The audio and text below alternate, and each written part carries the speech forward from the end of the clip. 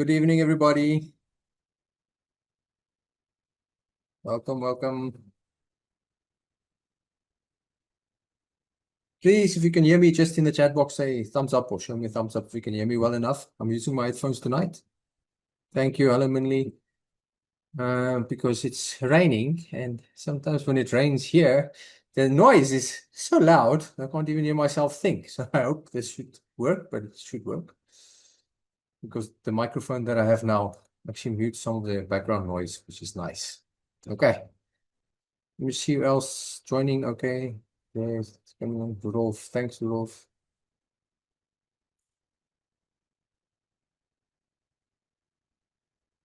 Tablet is Barbara. Okay, Barbara. Thank you, Barbara. Hello, Edna. Alrighty. While people are coming in, this is the last one for the year.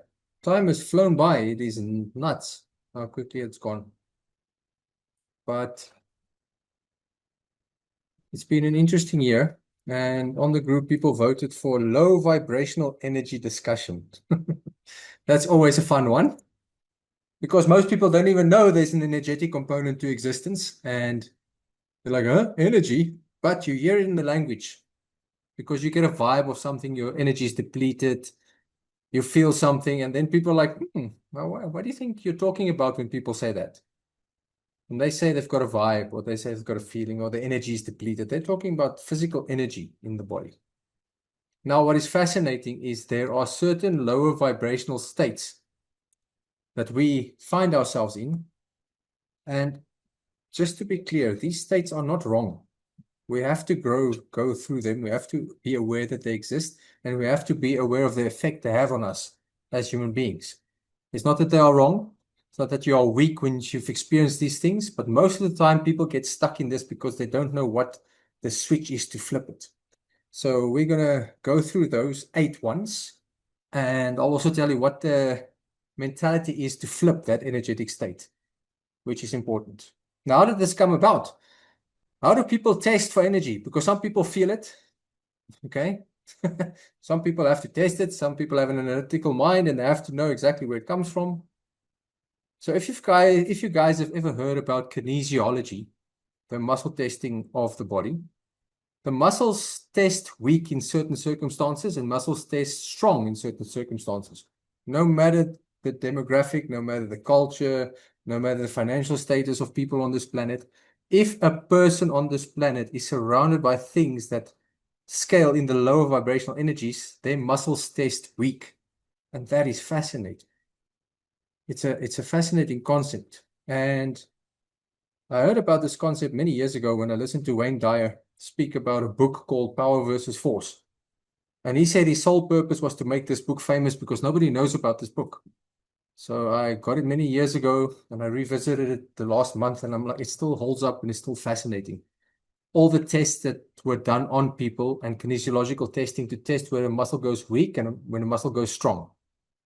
Now, if you think about lying, if somebody lies to you, if you find out somebody's been lying to you, do we like it when people lie to us? Don't tell the truth? Nope. I'm sure we don't. Okay. And I'm sure most of you on this call have been lied to. And when you found out afterwards, it doesn't make you feel nice. So there's a reason for that. The body, cannot lie. Okay, your body doesn't lie. The mind can twist and turn the events and the truths, but the body does not lie. Okay, if the body's tired, the body's tired. The body's hungry, it's hungry. If you're hurt, you're hurt. If you're sick, you're sick. The body doesn't make up stories and it doesn't lie.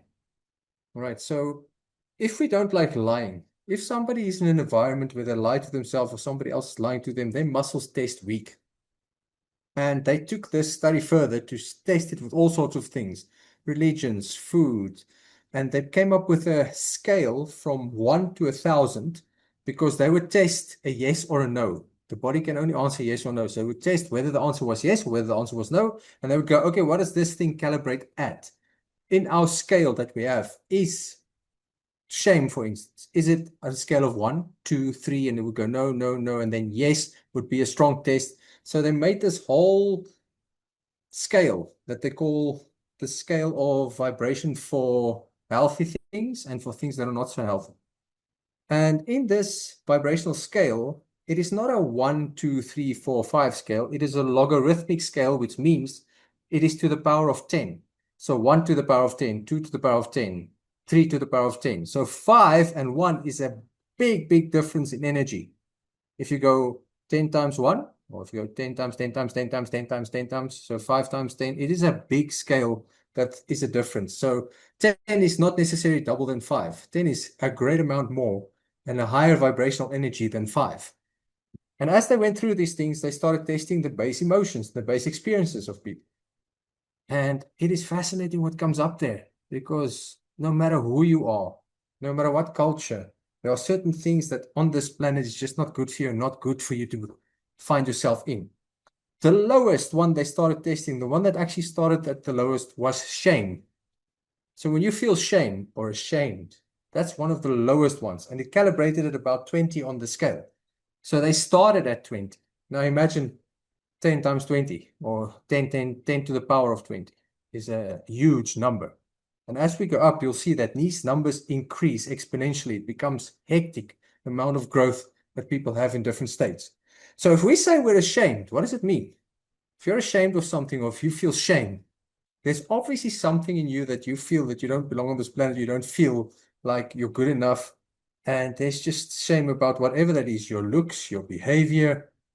But what is funny is that every one of us, doesn't matter who you are on this planet, if you experience shame, it's going to get you stuck in a low vibrational state, and the body cannot handle it for long. And societies that are ruled by shame is a nightmare, because they fall into different stages of guilt and apathy, which starts to actually build up. So if we go a level up from shame, this is interesting. Guilt has more energy than shame, but it also calibrates at an energy level of 30. So it's not 10 times more. It's quite a big jump. There's more energy available for people who feel guilt than for people who feel shame. Now, if you think guilt is the second one on the rung ladder, why are we programmed to feel guilty for stuff we do? We have to apologize for so many things on this planet. We feel guilty for this, and then we feel guilty for that. Oh, I forgot somebody's birthday. Oh, it's this. Oh, it's that. And I'm like, hey, man, it's a rough road to follow. Because if we observe nature, nature doesn't give a damn. Nature doesn't feel guilty. It's insane. Floods, animals killing each other, baby animals getting destroyed by predators. The predator doesn't go, oh, sorry, I feel guilty. I'm like, I'm sorry I did this. So guilt is not a healthy thing, and it's a low vibrational frequency that we are at. But we usually get taught that as a child, right? You feel guilty because whether it is emotional guilt, whether it is something you did, people like to make you feel guilty for your actions. Okay? Now, what is funny, if you don't care, the next level above guilt, the vibrational energy they counted it at a 50 vibrational energy, is apathy. If you don't care, okay, apathy is sort of hopelessness. Don't care about what happens. You feel hopeless. There's no way out. And then you switch off. Then you can't care anymore. But isn't it funny that caring less is better, a higher vibrational frequency than guilt and shame? Okay. Usually when people experience shame, guilt, and apathy, when they start crying, we know there's a switch that happens, and they can start rebuilding, and they can start fixing. Then that's a higher level if they start to show emotion. And that's where grief comes in. So after apathy, when we experience grief, when people start to cry, that calibrates at the level of 75, according to that book. That's also a big jump from 50 to 75. So if people are feeling shame, apathy, guilt, and they actually start to cry, that's why most people in sessions, my sessions, people cry a lot, but it's a necessary thing for it to come out, because you have to get that emotion out. If you get stuck in it, then it's a bad thing. And we get taught not to cry, because crying for most people is a weakness. It's not a weakness. It's a washing of the soul. It's a washing of the body. You won't think a shower is a weakness. This is just your internal shower, rinsing your poor existence and then just washing you and making you feel better. Crying is not a weakness. Okay? Please get that through your head. It's insane how many people think it is. Right. So the next level up, if you've experienced grief, fear is the next one, and it calibrates at 100. So fear has more energy than all of those things put together. That's funny because we also think fear is not a good state, but it's better than grief, shame, guilt, apathy. So if you're fearful of something, it's draining, but it's got more energy than the other stuff that I just mentioned. Right. So how do we get taught fear? If you, it's actually interesting. I had this discussion last weekend with people. I don't know if you guys have seen the video with the toddlers, that they have the toddlers on this play set and they've got their toys and they have these large pythons moving in between the toddlers and the parents freak out. These pythons are well trained and they're calm, but the babies and the toddlers don't give a damn about these pythons. It's very cute. They look at them in the face, and you know, babies take everything to their mouth. So the one baby grabs the python and puts his mouth on the python. He's like, that doesn't taste well. They don't have a fear of the pythons. And I'm like, wow, that's insane because they only have fear of two things: falling and loud noises at that age. So they are not programmed to see snakes as dangerous. The parents were freaking out. People in the studio were freaking out. But the guy who set up the experiment, he said the snakes are quite cool. Nothing happened with the babies in any case. But it was so amazing to witness. These babies touching these huge snakes, bigger than themselves. And those snakes can probably eat them up for breakfast if they wish. But there was no fear involved. So where do we learn this fear? It's an interesting question. You need to ask yourself, who taught you about fear? Who taught you what you need to be afraid of? And fear is not unhealthy, but it's not a high vibrational state. It drains energy. So we get bombarded with it. We have to have insurance. We have to have medical aid. We have to have doctors available. We have to have all these things. Fear, fear, fear, fear, fear, fear, fear. Okay. But if you're in that state the whole time, what happens to your poor body? It cannot function well because it's a low vibrational state. Now, one level higher than fear, to flip the switch on fear, in comes desire. If you have the desire to do something, if you have the desire to be someone, if you have a desire for whatever that is, the desire calibrates higher than fear. So if you want something, it's not a bad thing. If you desire something, it's not a bad thing. But it's funny because everything that calibrates below 200, remember, is not good. That's a low vibrational state, according to this book. And it starts to make a lot of sense if we move up the ladder. So if you desire something, you don't get it. What happens to you? People get angry. So anger is the next level up on the hierarchy, and anger calibrates at 150. How weird is that? We all think anger is bad, but anger is better than all the stuff: shame, guilt, apathy, grief, fear, desire. Anger is higher vibrational state than that.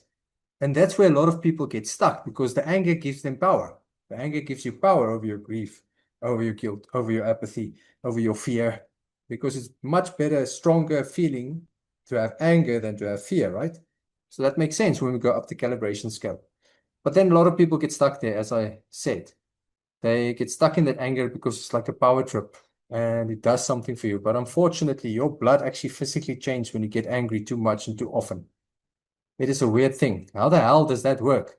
Your body doesn't like anger at all. And yet, here we go. Sometimes things makes us very upset. Right. Once anger has been leveled up and we've gone through it, the next thing that comes in that calibrates under 200 is pride. Being proud of yourself, proud of your achievements. Pride calibrates at 175. So imagine if shame starts at 20 and pride is 175. Imagine the gap in the thing that goes up to higher vibrational states. Why do we feel pride? Why do we feel proud?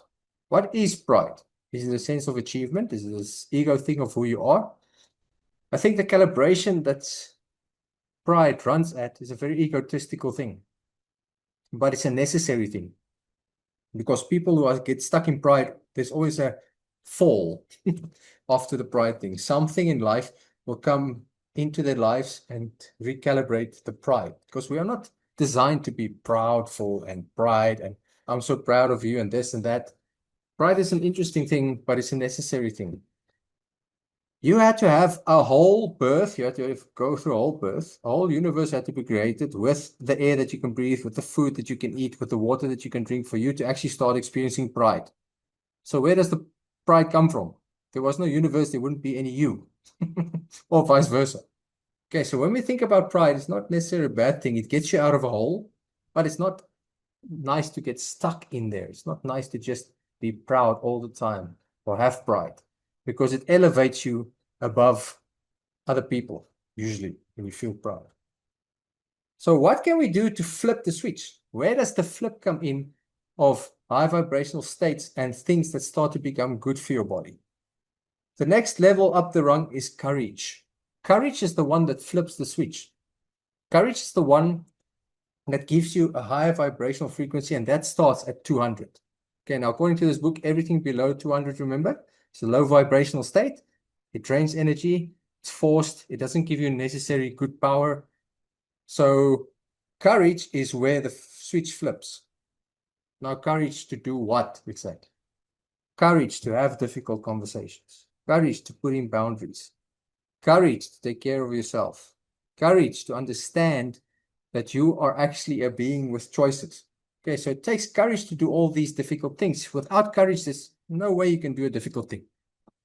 What's the most difficult thing on this planet? Relationships.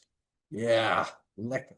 It's like, rather run a mountain and have relationships and have difficult relationships. So the courage to talk about difficult things in a relationship is where the switch flips. Courage is a driving force for you to actually work against all the low vibrational frequencies that I've just mentioned. Okay.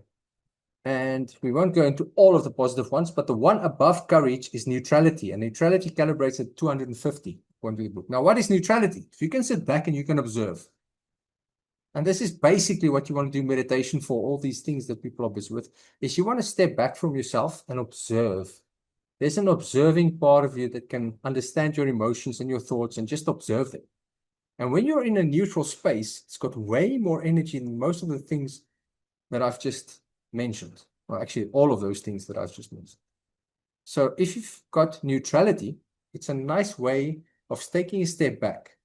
Then with neutrality, remember, neutrality is not apathy. Apathy is when you feel hopeless. There's no neutrality there. Neutrality is when you feel nothing. You can observe and take yourself out of the situation. You can actually feel neutral. If you can watch things happening, emotions surfacing, people reacting, and you can stay quite neutral and just observe them, that's got quite a high range of power, and that's got quite a high vibrational energy. So the two important things to work on is courage, or are courage and neutrality. How do we work on them? How do you work on courage, you think? What do you do? What is necessary to work on courage? Is to start doing difficult things. It's the only way you can do it. Whether it's something physically difficult, emotionally difficult, spiritually difficult, whatever it is, start doing small, difficult things. Because once you do that, it will give you the courage to do the next thing. And again, when we are young, it's amazing. I watched this TED talk or TED talk about solving problems and about self-esteem and about children who actually need to understand how they can conquer obstacles. And they showed this little boy who packed cushions. He just started to learn how to walk. And they packed 3 cushions on top. And he couldn't reach the top one. And he was scared. He put on his knee on the 3rd cushion and he took it off. And then he walked around. Nobody interfered because they said you shouldn't interfere with the child. He was just taking a step back. So he pulled the top one off, pulled the 2nd one off, and the 3rd one was lower. And he climbed on the 3rd one. And then he walked off again and he put the 2nd one on and he climbed on the 2nd one. And then he walked back to the 3rd one and then finally he got on the 3rd one. Now, most people would say, no, you shouldn't take the top one off because that's wrong and he's taking a step back. But he was figuring out in his mind how to do this difficult process. So it's not at all a thing of going back and giving up. This is the same with courage. If you find something difficult and you start doing it, you take steps to do more of it. If you have to take a step back and feel like you failed or feel like you've done something wrong, that's just taking a step back, resetting, recalibrating what happened, and then doing it again. The problem is most people get stuck in the not doing again part. Once you did something once or twice and you were not really good at it, will you try it again? That is a problem. You don't build courage that way. All right. It is a difficult thing to try and do something that you want to really do, but it's not easy for your body, it's not easy for your mind. And then people are like, yeah, I've been busy with this for years. I'm like, so what does it matter? Are you enjoying the challenge? Are you enjoying feeling that this is difficult and at least making some advancement?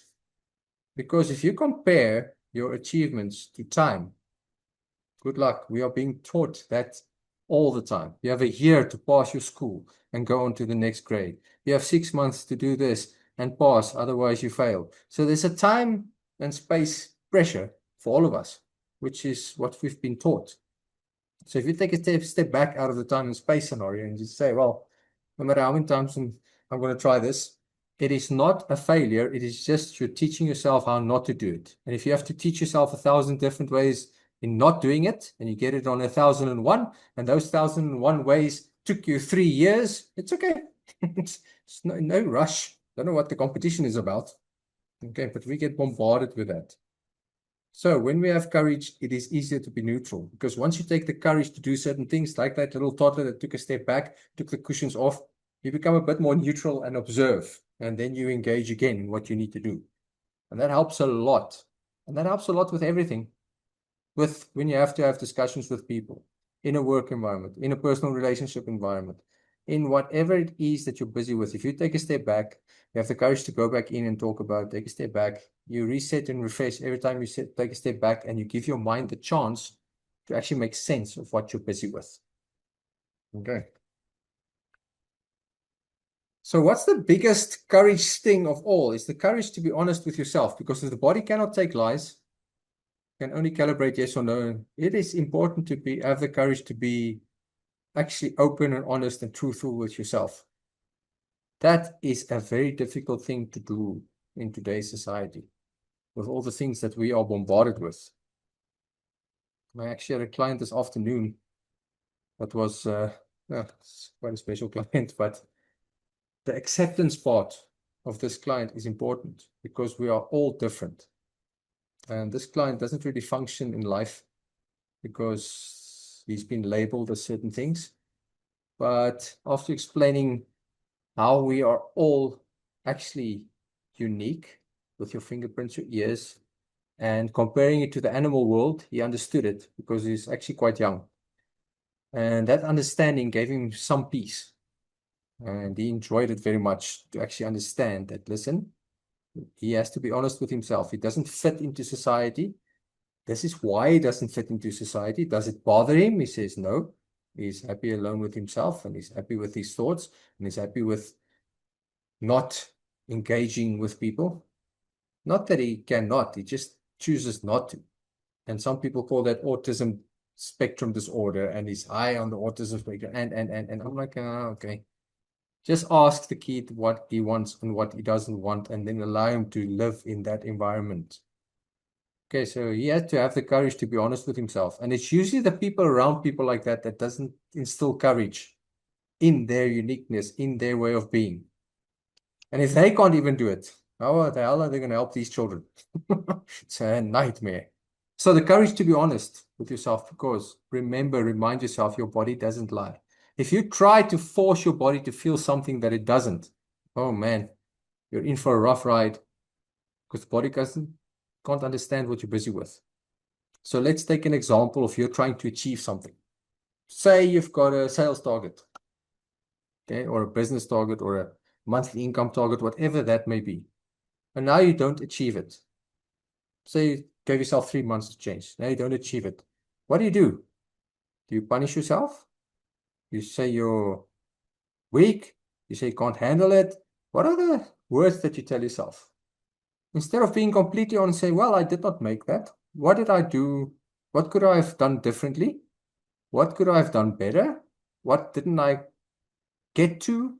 Just be honest with yourself and say, okay, well, I was maybe a bit lazy here, or maybe this was an approach I could have taken differently, or maybe it was too high of a target too soon. Okay, just be honest surrounding the circumstances and try and avoid blame. Because when you start to blame something, it's a nightmare. Rather be curious as to what went wrong. How could I have done this differently? What was this process all about? Where did I find this loophole? What worked, what didn't? Rather build curiosity than blame. And in that curiosity, usually the truth will surface. And if you can have the truth surface and feel what it feels like in the body, then you're making big progress. Most people don't even realize they have a body until it gets injured or broken. And then it's like, oopsie, this hurts. Okay. So to recap, low vibrational states are not wrong. Most people just get stuck in them. They don't know how to get out of it.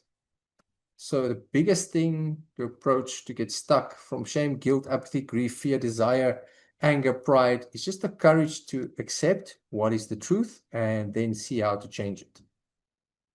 Okay, I hope that made sense. Now, in the chat box, if you have a feeling, okay, for something, can you pick up, yes or no? Can you pick up vibes? Just yes or no. Do you pick up vibes? All of you on this call, can you pick up a vibe of certain things? Yes or no? Whether that is a house, whether there is people, whether there is whatever situation, pick up vibes. Rina, yes. Okay. Rosa, yes. Barbara, yes. Anna, yes. Okay. It's amazing how many people can pick up vibes. And usually the females are the first to answer. Linda, yes. Okay. Because the females pick up quicker. There's a reason you have to do that. But yeah. Okay. Rudolph, yes. So you pick up vibes, and we all pick up vibes. How many of you sit with that vibe and just allow the experience of that vibe to be, and then going, okay, what was this all about? It takes a bit of time, it takes a bit of practice. But in today's life, when you are pressured, deadlines, work, family, friends, husband, wife, pets, oh, everything is just like, drives you nuts. Okay. But take a step back. The vibe that you get, where does it sit in your body? What is it trying to tell you? How does your body experience that vibe? Do you have the courage to name it, what it is? All right. That's a good start. Do I feel exhausted? Yes. How does exhaustion feel in my body? Why is my exhaustion there? Oh, because this person at work is just a nightmare. It's terrible. I don't like this person. Oh, my wife is driving me nuts. It's like, she's a terrible person. It's like, this, that. Okay. It's okay to have all those things, but where does it sit in the body? What can you do to change it? Okay. Can you accept it? If you cannot accept it, can you change it? If you cannot change it, let it go. Okay, we all have these vibes and we all understand energy vibrations. But if you can name them, like shame, guilt, apathy, grief, fear, desire, anger, pride, all these things, if you can name them, the brain can make sense of them. And then on a subconscious level, you can understand them way better. All right, I hope that makes sense. So trust the vibes, trust the instinct, because the more you give access to that voice and the more you accept that voice, the sharper it can get and become. But every now and again, the logical mind will interfere and go, hey, wait, is this really true? And then always, always, yes, it is actually true. It's a big surprise. But yes, so play with that and play with those high vibrational energy states. And it's okay if you don't even understand it, or if it's okay if you don't even feel it. Just telling yourself, listen, courage is better than anger. Courage is better than pride. Courage is better than shame. Your brain can start to make sense of it. Your body can understand it because it's not a lie. These people have done millions of calibrations, millions, because it's quick and they could do it a lot over all over the planet. And that is amazing. So even if your body hears the truth, it'll have an effect. But you must have the courage to speak your truth. No, it's not easy for people to say their truths. I've sat with many people and like 10 minutes, 20 minutes go by and then all of a sudden it comes out and they say something and you can see the whole body changes and they go, oh, that was a relief. Because there's no judgment. It's just you hearing your own truth and having the courage to speak it. Okay, Linda, I do. Tightness in my chest. I was sick for 3 weeks and worked through a lot of different emotions and I'm working on let it go if you can't change it. Good. Not an easy process, Linda. But the body needs to, it is funny. Have you ever seen people who are high performers and they are strong and there's trauma, and once they go on holiday, once they rest, boom, they get sick. It's like, yippee, now the body can go, yeah, we can chill. I can let all of this nonsense out. Nice way to start a holiday is to start a relaxed time in your life, but that's the body's coping mechanism. So just allow it to go through and allow all the things that the body needs to do, allow it to do what it needs to do. But letting go is not easy, especially if you've been trained the opposite way all your life. Okay. So thanks for joining me for the last one. Any questions in the chat box? You're welcome to put it in there. I'll wait a little while longer. But it becomes really interesting, guys, if you start to actually become aware of what this life is and all the energetic components and the stuff that we get stuck in, that we were never taught how to get out of. Okay. That book also says, I can't remember when was the revised edition. I think it was about a couple of years ago when the revised edition came out. But it tested humanity as a whole. And somewhere in the late 1990s to early 2000s, we made the shift from under 200 calibration to 204 calibration. So there is an awakening of more people.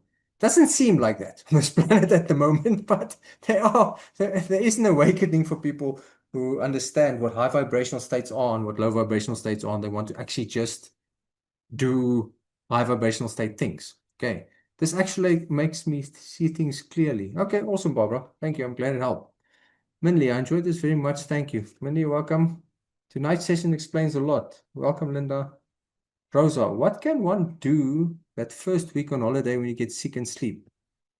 Let the body do what it needs to do. Yes, that's what you exactly do. You get sick and you sleep. And of course, get sunlight and get some healthy stuff in your body, but you sleep. You know, when I go away and I'm in the mountains, my first 3 days, what do? I pass out. It's like, bah, I just want to sleep. It's like, yippee, sleepy, sleepy, sleepy time. Okay. It's so nice. Now thinking about it, I'm just get sleepy. But yes, the body wants to rest. So it's nice to sleep in that kind of environment. Okay. So Rosa, just let it be. You get sick and you sleep. That's it. It's your holiday. Erna, I need to sit and unpack my life. Thanks for an amazing session again. Have a good festive season. You're welcome, Erna. Go and unpack. Don't unpack too seriously, though. Life is short. You can't take all these things too seriously. Okay. Holiday for me is sleep for the week. Yeah, exactly. Awesome. Alrighty, guys. Well, for some people, it's not a festive season. For some people, it's just a relaxed season. For some people, it's a nightmare season. For some people, it's a stress season. So I don't really call it a festive season. Just have a bloody season, whatever you want to call it. Okay. And it's so ironic because we are celebrating the end of a cycle. But unfortunately, the next cycle arrives as soon as one cycle ends. That's why it's called a cycle. And people are like, oh, end of the year. I'm like, yeah, I've let that go a long time ago. There are so many cycles. You don't have to make such a big fuss, okay, about this another year past. People put too much importance on it. It's just another cycle. It's a great way to just go peacefully through the cycle. Alrighty, guys. May you have a brilliant evening. Thanks for joining me again for this last one. We'll probably kick off next year, either end of February. I don't think end of January is going to be one. Just depends. There's a lot happening at the moment. But yeah, this recording will be available to you guys probably tomorrow sometime as if I've edited it. And I'll send you the link and go through it again during the season. So just have a season, whether it's festive, whether it's a stressful one, just focus on higher vibrational things and allow the body to rest. Okay. Awesome. Thank you, guys. May you have a good evening. Bye-bye.